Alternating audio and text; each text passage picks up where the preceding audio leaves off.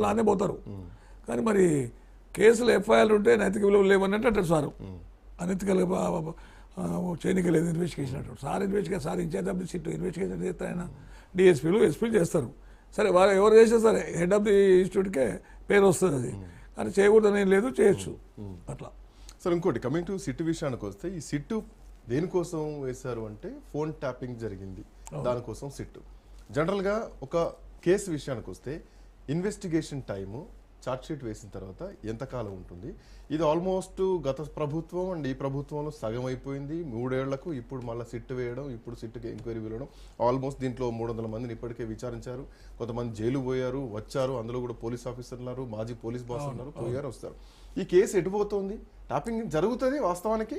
అది దేశ భద్రత కోసమా రాష్ట్ర భద్రత కోసమా జరగడం దట్స్ వెరీ కామన్ థింగ్ అని వాళ్ళే అంటున్నారు. అఫ్కోర్స్ మీరు కూడా అంటున్నారు. ఈ కేసు విషయం చూసుకుంటే చాలా డిలే నడుస్తుంది కదా, ఇది వీగిపోద్దా లేదంటే ఇది నిలబడుద్దా, ఎట్లా చూడాలి? వీగిపోతుంది అనేది after completion of the trial తెలుస్తుంది. ఇప్పుడు అడ్వాన్స్ మాట్లాడలేము. కాకపోతే ఏంటంటే ఛార్జ్ షీట్ అనేది 90 డేస్లో ఫైల్ చేయాలి యాజ్ పర్ దిస్ థింగ్. లేకుంటే of 6 months. After 9 months charge sheet file చేయడానికి లేదని చెప్పేసి సెక్రటరీ సర్క్యులరే ఉంది. 700 సర్క్యులర్ ప్రకారం 9 months తర్వాత లేదనేది ఉంది క్లియర్గా. బట్ 9 months దాటి ఇంకో 9 months కూడా పోయింది. They have to right the reasons for delay, take the permission from the court. Individual act చేయడానికి లేదు అట్లా. కోర్టుకి వెళ్ళి పర్మిషన్ తీసుకొని ఈ సర్కమస్లో మేము ఇంతమంది ఎగ్జామ్ చేయాలి, చేయలేకపోతున్నాం, టైం సబ్సిడీ వాడు దొరుకుతలేడు, లేకుంటే దొరికితే చెప్తలేడు, ఇవన్నీ రకరకాలు ఉంటాయి.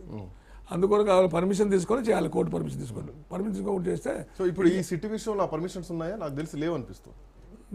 నా ప్రిజమ్స్ అయితే తీసుకుని ఉంటారు, లేకపోతే కేసు వెళ్ళిపోతుంది, ఊకి వెళ్ళిపోతుంది.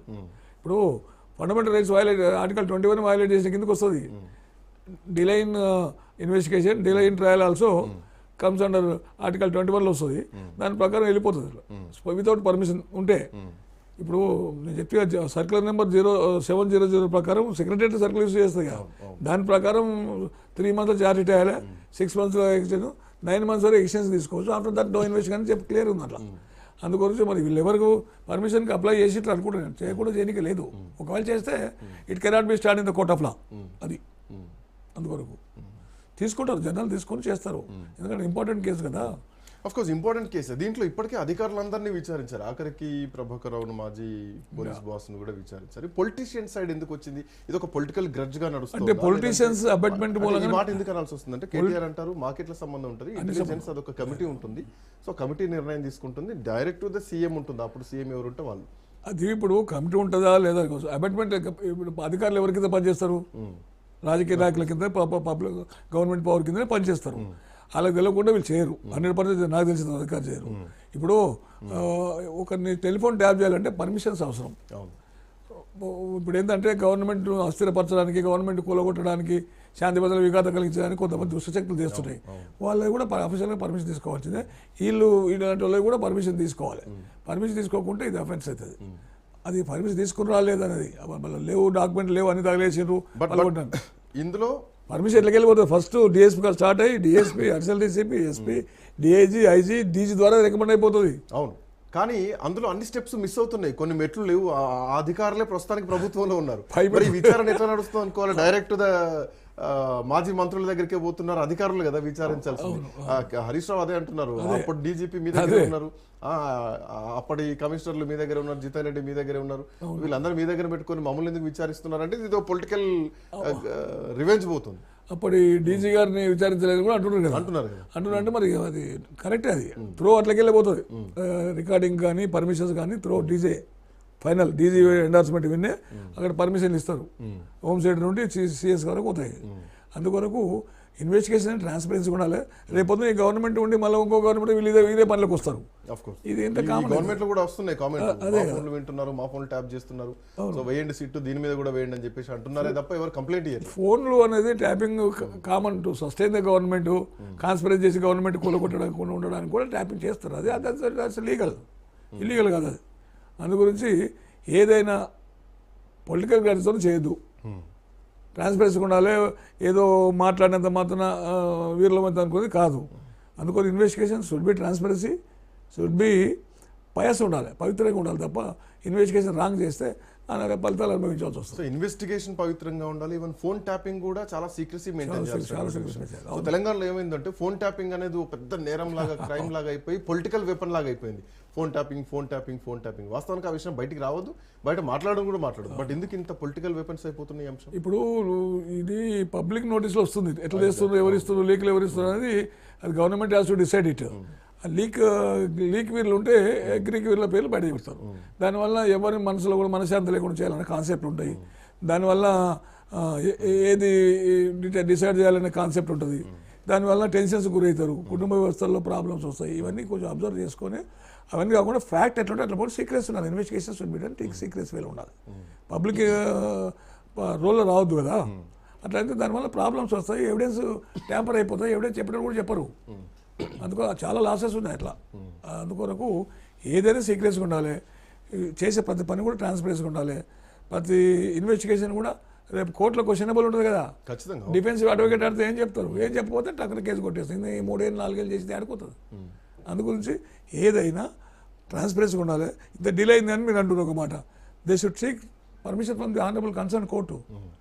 ఇట్లా ఉంది, నేను చేస్తున్నాం, ఈ ఇన్వెస్టిగేషన్ ఇన్ని విట్నెస్ చేస్తే ఇంకా సమయం సరిపోతలేదు, ఇంకా కొంచెం టైం పడుతుంది మాకు, 3-4 months ఇండియా అని అంటే డెఫినెట్లీ ఇస్తారు. అట్లేం లేదు. In the interest of investigation court also will cooperate with the police. అందుకు అది అంటే పాయింట్ ఏంటంటే మళ్ళీ ఇప్పుడు నెక్స్ట్ ఆఫ్ కోర్స్ ఊహించినట్టుగానే జరుగుతోంది. హరీష్ రావు సిట్ విచారణ పిలిచిన టైంలో కేటీఆర్ మాట అన్నారు, రేపొద్దున నన్ను కూడా విచారణ పిలుస్తారు, కేసీఆర్ కూడా నోటీసులు ఇచ్చేటువంటి అవకాశాలు. సో ఈ నోటీసులు వస్తుంటే ఇది పొలిటికల్ స్ట్రాటజీ కనిపిస్తోంది. ఎందుకంటే దీని వెనకాల అధికారులను వదిలేసి అధికారులకు విచారణలో తీసుకోకుండా, వాళ్ళకి నోటీస్ లేకుండా వాళ్ళే మీ దగ్గర ప్రభుత్వంలో పనిచేస్తున్నారు ఇప్పుడు.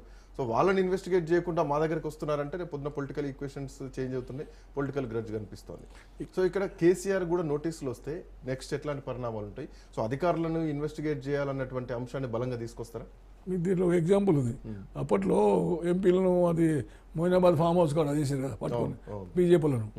అప్పుడు చేసినప్పుడు గౌరవ ముఖ్యమంత్రి గారు సీడీలు తీసుకొచ్చి పెట్టి సుప్రీంకోర్టు అక్కడే పంపాయి. సీక్రెట్స్ ఆఫ్ యాక్ట్ అని ఒకటి ఉంటుంది, దాన్ని వైలేట్ చేసి చూపించినంటే రికార్డింగ్ జరిగినట్టు కదా అప్పుడు కూడా. అందుకు అటువంటిది కరెక్ట్ కాదు. పొలిటీషియన్స్ ఎవరైనా చేయొచ్చు, అబెటర్ కింద చేస్తారు. డైరెక్ట్ ఇన్వాల్వ్మెంట్ కాకుండా అబెటర్ ఇన్స్ట్రక్షన్ ఇస్తే అబెటర్ కింద వస్తుంది కదా. వీళ్ళ స్టేట్మెంట్ రికార్డ్ చేసి చేస్తారు, చేయకూడదు ఏం లేదు, చేస్తారు. చేసినంత మాత్రం నేరస్తులు కావాలని లేదు. దాని మీద విట్నెస్ ఇప్పుడు నిన్న కేటీఆర్ గారిది 160 కింద ఎగ్జామ్. 160 అంటే విట్నెస్ ఎగ్జామ్ చేసినట్టు కదా, నేరస్తులు కాదు. 41 అంటే డౌట్ఫుల్ కానీ 160లో చేశారు. సో దట్ ఈ కేటీఆర్ అట్లా చేసారు, హరీష్ రావు కూడా 160 చేసారు. మరి రాంగ్ ఒపీనియన్ ఉంటే 41లో చేస్తారు కదా, ఏమైనా ఎవిడెన్స్ ఉంటే 41లో చేస్తారు కదా. ఏం లేకుండా 160 చేసినంత మాత్రం భయపడాల్సిన అవసరం లేదు. ఈవెన్ కేసీఆర్ని పిలిచినా 160 పిలిచిన అనుకో ఓకే. ఎండ్ ఎక్కడైతే ఫైనలైజ్ చేసిన తర్వాత లీగల్ ఒపీనియన్ తీసుకుంటారు. ఛార్జ్ షీట్ వేసేటప్పుడు ప్రతి అంశం కూడా ఇటువంటి ఇంపార్టెంట్ కేసుల్లో పరిగణలోకి తీసుకొని లీగల్ ఒపీనియన్ తీసుకున్న తర్వాతనే they will go for charge sheet. But దీంట్లో అంటే హరీష్ రావుని పిలిచిన దాంట్లో కొన్ని సెక్షన్లు చూస్తే కనుక ఇందులో ఏదో 1 సెకండ్ నేను చెప్తాను సెక్షన్స్. ఇందులో ఒక దేశద్రోహం లాంటి కేసులు పెట్టినట్టు, టెర్రరిజం, సైబర్ టెర్రరిజం లాంటి కేసులను ఇన్వాల్వ్ చేస్తూ ఆ సెక్షన్ యాడ్ చేశారు. సో అవి యాడ్ చేయాల్సిన అవసరం ఏమొచ్చింది? మొదటి ఛార్జ్ షీట్ లో ఫస్ట్ ఎఫ్ఐఆర్ లో అవి లేవు. సో కొత్తగా 2 యాడ్ చేశారు. దీంట్లో ఏంటి ఉద్దేశం? అంటే బేసిక్ అంటే ఎవిడెన్స్, ఇంటెన్షన్ ఏమైనా ఉండొచ్చు. We don't know intention what sort of investigation intention.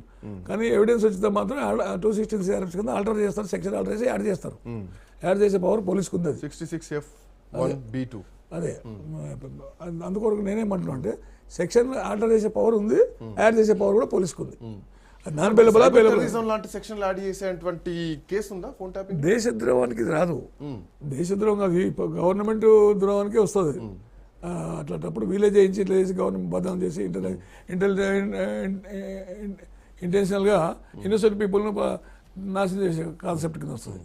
ఆ రోజుల్లో మన రేవంత్ రెడ్డి గారు చేశారంటే అది కూడా దారుణము. ఇక్కడనే ఉంటాడు చేసి మరి ఎట్లా చేసినా ఏం కదా అనేది సెకండ్ ఆస్పెక్ట్. కాకపోతే ఆయనకు మానసికంగా బాగా దెబ్బ కొట్టారు కదా, ఆ విషయంలో ఆయన కూడా బాధపడ్డాడు. ఫ్యామిలీ పిల్లలంతా బాధపడరు. అది. సో ఫైనల్గా ఈ కేసు ఎంతవరకు పోతుంది, ఎటువరకు పోతుంది? కేసీఆర్ కూడా నోటీసులు ఇవ్వాలో రేపు పోతాయి, ఎవరెవరిని పిలుస్తారో తెలియదు. సో ఫైనల్ స్టేజ్కి వచ్చిందా ఇన్వెస్టిగేషన్, లేదంటే మున్సిపల్ ఎన్నికల వరకే చూసి ఆ తర్వాత మళ్ళీ ఇంకో ఎపిసోడ్ ఏమైనా చూడొచ్చా దీన్ని? నా ఒపీనియన్ అయితే ఆఫ్టర్ మున్సిపల్ ఎలక్షన్ తర్వాత ఉంటుంది.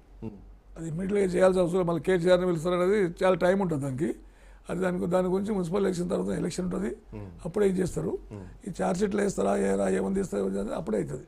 ఇవన్నీ సెంటెన్స్ చేసుకొని ఎవిడెన్స్ అన్ని కలెక్ట్ చేసుకున్న తర్వాత మళ్ళీ పీపీ ఒపీనియన్ పంపుకొని జీపీ ఒపీనియన్ పంపుకొని ఒపీనియన్ తీసుకుంటారు, లా ఒపీనియన్ తీసుకున్న తర్వాత ఛార్జ్ షీట్ ఫైల్ చేస్తారు. అంతే తప్ప ఎక్కడ పోవు ఆడుకో వీళ్ళ మధ్యలో నడుస్తుంటుంది రాజకీయం, పొలిటికల్ ఈక్వేషన్ మధ్యలో నడుస్తుంటుంది. అదే మెయిన్ ఇంపార్టెంట్. ఇక్కడ అనవసరంగా ఆఫీసర్లు బదనామై ఈ ఆఫీసర్ బదనామై బాధపడుతుంటారు. వాస్తవం అంటే ఈ కార్ రేస్ విషయంలో చూసుకున్నా కానీ కేటీఆర్ ఓకల్ గానే ఇన్స్ట్రక్షన్స్ ఇచ్చారంటే ఇక్కడ బలైంది అధికారులే. అంతే ఆ ఇన్వెస్టిగేషన్ ఎటు పోతుంది, ఇంకెంత దూరం అవుతుంది, అక్కడ అధికారులే ఇక్కడ అధికారులే, గతంలో కూడా అధికారులు. ఈవెన్ హైడ్రా విషయంలో కూడా అప్పట్లో ఇల్లు కూడా. నేను అనేది అంటే police should act independently without hearing the influence given by the. ఎవరైనా ఇన్ఫ్లుయెన్స్ చేసినా వినొద్దు, ఇండిపెండెంట్ యాక్ట్ చేయాలి పోలీస్. ఇలా లేకపోతే ఇక్కడ రాకపోతే ఇంకోతున్నా కొట్టిస్తాం, ఆ లేకపోతే ఇంకోతున్నా కొట్టిస్తాం. వీళ్ళకి వినాల్సిన అవసరం ఏముంది అంటూ నేను అది. బట్ ఉందా సార్ ఆ పరిస్థితి ఉందా? ఇండిపెండెంట్ గా కొంతమంది ఉంటారు భయ్, మరి అందరూ ఏం చెప్పలేము కానీ మంచి వాళ్ళు ఉండరు, చెడ్డలు ఉండరు, ఇన్నటోళ్ళు ఉండరు, ఇన్నోళ్ళు ఉండరు. మరి ఇన్నోళ్ళకు ఏం చేసిన వాళ్ళకే మన తర్వాత ప్రాబ్లమ్స్ ఫేస్ చేస్తారు వాళ్ళు. అట్లా ఇన్నటోళ్ళు ఉన్నారు, లేరని కాదు, ఇన్నోళ్ళు కూడా ఉన్నారు కదా. అలా పోతే ఇన్నోళ్ళకు వేరే పనిష్మెంట్లు ఉంటాయి, ఈ వీళ్ళు చేసేదానికి వేరే పనిష్మెంట్లు ఉంటాయి. అట్లా అంటే ఇప్పుడు ఏదైనా ఐపీఎస్ ఆఫీసర్స్ చాలా పకడ్బందీ ఉండి చట్టాన్ని, ధర్మాన్ని, న్యాయాన్ని కాపాడాలి వాళ్ళు ఉద్దేశపూర్వకంగా. బట్ ఎందుకు పోలీసులు ఐపీఎస్ల విషయానికి వస్తే పొలిటికల్ ప్రెజర్లకు లోనవుతున్నారు? మనం చూడొచ్చు ఆంధ్రప్రదేశ్లో కొంతమంది ఐపీఎస్ ఆఫీసర్లు ఉద్యోగాలు ఎదిలేటువంటి పరిస్థితులు ఉన్నాయి వైఎస్ జగన్మోహన్ రెడ్డి హయాంలో. సో ఇప్పుడు తెలంగాణలో కూడా ఈవెన్ అదే సిమ్టమ్స్ కనిపిస్తున్నాయి. సజ్జనార్ నువ్వు కండవా కప్పుకో, నువ్వు కాంగ్రెస్ పార్టీ కండవా కప్పుకో, నువ్వు ఎక్కడున్న సప్త సముద్రాల బయట ఉన్నా కానీ మీరు రిటైర్ అయినా కానీ పట్టుకొస్తాం